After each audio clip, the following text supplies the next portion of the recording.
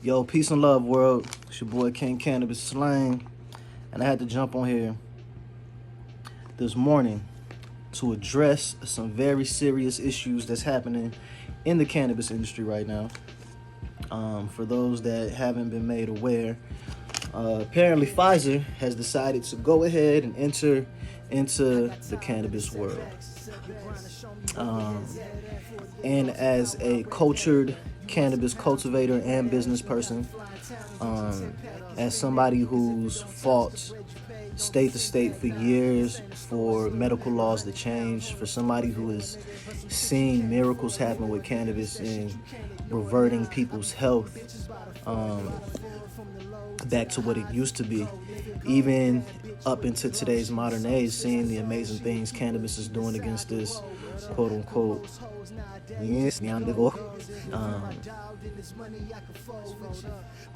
I am very, very disturbed by the news that Pfizer is entering into the industry with a $60 billion deal. First, I want to say I am completely and 100% against certain pharmaceutical companies of participating in the cannabis industry, and I think it should be mandated that any historically anti-cannabis company can't participate in this industry in a certain capacity for a certain amount of time. These are men and women who lied to the public for years to keep cannabis criminalized. These men and women funded Prohibition. They've ruined millions of lives. I tell people that ending cannabis prohibition is probably the most significant thing that Americans have done since the ending of slavery, because the damage that this prohibition has caused to this country, the damage it's caused to the world, the war on drugs is a complete and utter total failure. The lives that have been lost, the potential that has been lost because men and women in powerful places didn't want people having access to this flower. They didn't want people having access to this resource because they wanted to control the resource. They wanted to control the minds of the people.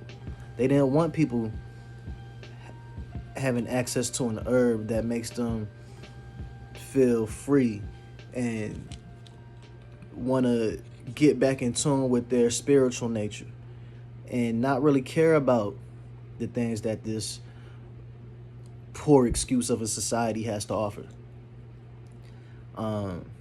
And this video really is a call to action from all the cannabis community.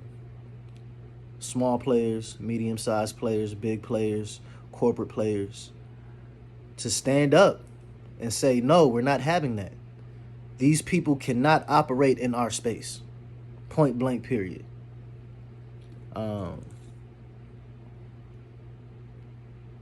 These people, how they cause all this chaos, but then has the audacity, the nerve to make an announcement, even to make a business deal like that, and expect no backlash from the community. We can't have it, bro. I know Pfizer got trillions of dollars probably. They're one of the richest companies. They've been around for a long time. And a lot of people just don't know the history. They haven't taken the time to do the research. They haven't read anything about cannabis history. There's a lot of people that still believe cannabis caused brain damage. And that was disproved in the 60s. But these people at Pfizer, they control so much of the media. They sponsor so much of the media. They can push whatever story, however they want to push it. Good Morning America is brought to you by Pfizer. CBS Health Watch sponsored by Pfizer. Anderson Cooper 360. Brought to you by Pfizer. ABC News Nightline. Brought to you by Pfizer. Making a difference. Brought to you by Pfizer. CNN Tonight. Brought to you by Pfizer. Early Start. Brought to you by Pfizer. Friday night on Aaron Burnett Out Front. Brought to you by Pfizer. This week with George Stephanopoulos is brought to you by Pfizer. This weather report brought to you by Pfizer. Today's countdown to the royal wedding is brought to you by Pfizer. And now a CBS Sports Update brought to you by Pfizer. Meet the Press data download brought to you by Pfizer. This portion of CBS This Morning sponsored by Pfizer. On how to find the hidden sugars in the American family diet. Sponsored by Pfizer. Want to push it out to the public. So, for all the people that love this plant, that respect this plant, that wishes to see this plant perform at its fullest potential, I ask you now to stand up and demand that this shit don't slide. Companies like Pfizer, certain oil companies, any company that participated in any anti-cannabis movement should be barred, banned from making 1 penny in this industry without paying certain reparations. They've caused chaos on the planet, even to this day, with what's going on with this pandemic. If this pandemic is happening as they say it is, which is not, but just say it is, cannabis has already been scientifically proven to work effectively, naturally, against look. So why aren't the big pharma companies out here making cannabis treatments for the shit that did to my mother, and seeing how cannabis medicine was one of the only visibly effective treatments to what that reaction caused in my mother. It just showed me how poisonous this stuff is that they're out here pushing out to the people, when we have science out there that backs up cannabis is able to effectively prevent from entering into our system. And now they want to enter into the space to come try to make some money because people want to be healthier now. People don't want to take a pill just made with some shit that they don't know nothing about. People don't want to take pills of shit that cause 15 side effects to treat one ailment. And we'll be back after this commercial break.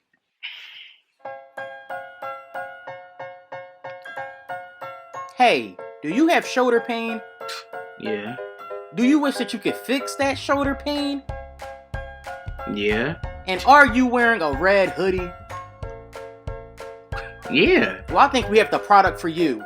A new shoulder pad that can fix it in only 5 minutes. All you have to do is place it on your shoulder and the pain will go right away. It will even make the shoulder even more stronger. You will be able to lift trucks, houses, anything. All you have to do is call the number at the bottom right and fix that shoulder today. Side effects may include drowsiness, dry mouth, headaches, insomnia, skin rash, fever, swelling, joint stiffness, suicidal thoughts, brain cancer, third-degree burns, listening to Iggy Azalea rap, a gunshot wound, 5 days in infinite Tsukiyomi, AIDS, stepping on a Lego. This snake oil that y'all been pushing, even the start of Prohibition, Pfizer was there. Pfizer was one of the key companies that pushed for cannabis prohibition, that lied.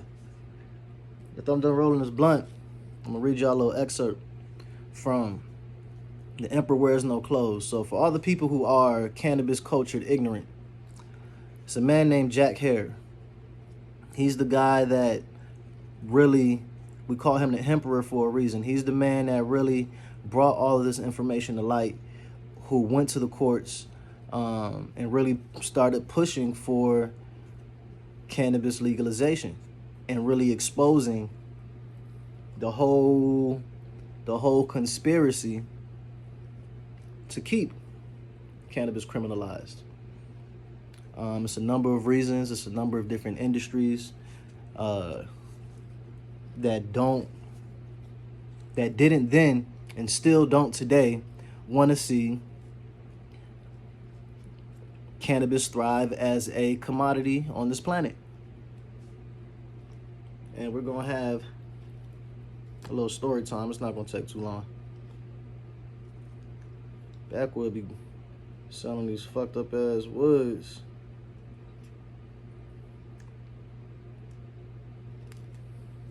All right. So this is the first edition. Emperor Wears No Clothes. I got gifted to me by a friend. It's backwards, so I'm sure I can't read that. But the table of contents is Chapter 1 covers the history of cannabis and hemp. Chapter 2, the uses of hemp. Chapter 3, new billion-dollar cash crop. It's an article about the Popular Mechanics ad from 1938 that was showing all the wonderful uses of hemp. Chapter 5, marijuana prohibition. Chapter 6, medical literature on marijuana. Chapter 7, therapeutic uses of cannabis. Chapter 8, hemp seeds as the basic world food.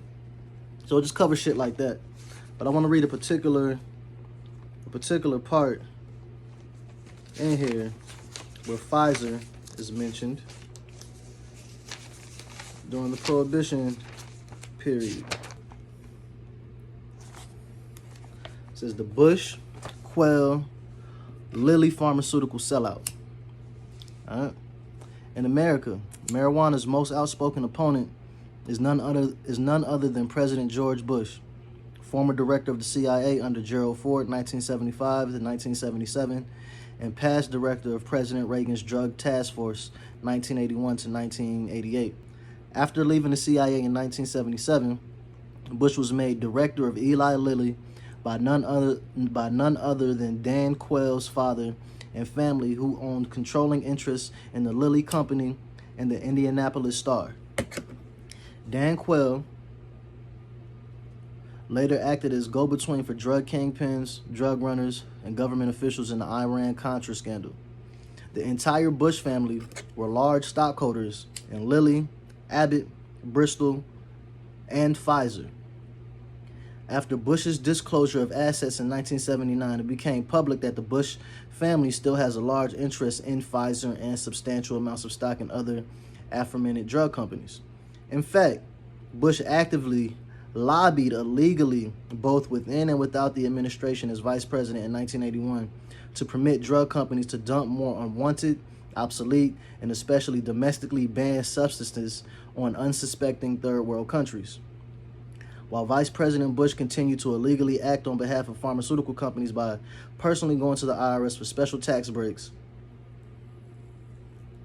for certain drug companies manufacturing in Puerto Rico, in 1981, Vice President Bush was personally ordered to stop lobbying the IRS on behalf of the drug companies by the U.S. Supreme Court itself.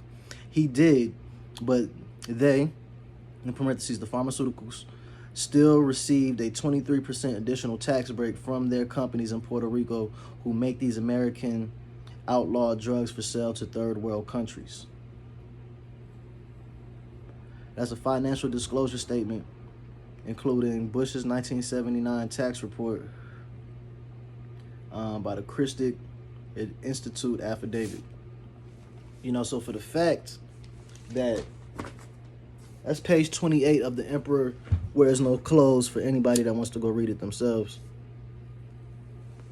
But the fact that Pfizer was actively involved in lobbying against cannabis on the highest levels of government, they should be prevented from operating in cannabis by the highest levels of government. They told lies to the world for years. Because even something as simple as this is a lot more medical than half of the bullshit they put on the market. Historically, Big Pharma is cannabis's number one arch enemy. They're public enemy number one in our community. And it's just a complete slap in the face after all these years of work that men and women from all walks of life have been putting in. Now I have to deal with the disrespect of Pfizer saying they're coming into the game. So, through the Kush Committee, we will be pushing an initiative to prevent historically anti-cannabis companies from operating in our space. Only way they'll be able to operate within this space is if they pay reparations in forms of money to the communities that have been, to the communities and the individuals that have been negatively affected by cannabis prohibition. What that dollar amount is, I don't know yet. That shit we have to go punch some numbers, you know what I'm saying? See how much money they cost the state. Even housing an inmate costs money. It costs taxpayer dollars. So the amount of tax money that they took from the people to protect their snake oil, because cannabis is actual real medicine, they got to pay that shit back, bro, before they can go drop $67 billion on a company, nigga. Fuck all that. So whoever sees this, like I said, the players from the bottom to the top need to be active on this right now. I don't give a fuck how much money Pfizer is offering some of y'all guys out there. This is where your respect for the plant, your respect for the culture is gonna show. It's gonna show if you're real or not. They could throw you $1 billion. Pfizer can come throw me $1 billion and shut up on this right now, and I wouldn't move my stance on this. Y'all niggas old, straight up. But if y'all do want to do something good, if y'all do want to prove that Pfizer is taking a new direction and actually wants to make medicines that cure and not things that barely treat ailments, why don't y'all finance the companies that are doing it right instead of trying to enter into the game with a major $1 billion push like that? Why don't y'all finance the players that have been here doing it the right way? Finance some of your opposition that have been doing it the right way. The ones that had to go to court and disprove all of the lies that you guys told. Y'all probably won't do that, though. I'm signing off. I talked enough. Peace and love. Yet up.